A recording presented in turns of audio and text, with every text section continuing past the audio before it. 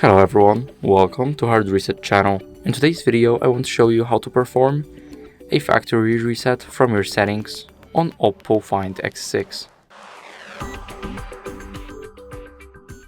So first go to settings and then scroll down until you see system and update.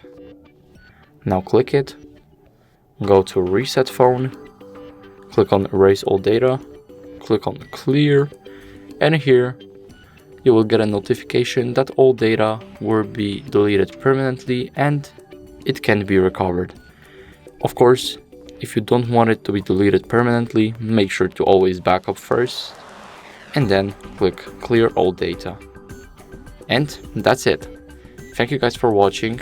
Make sure to like, subscribe, and see you in the next video.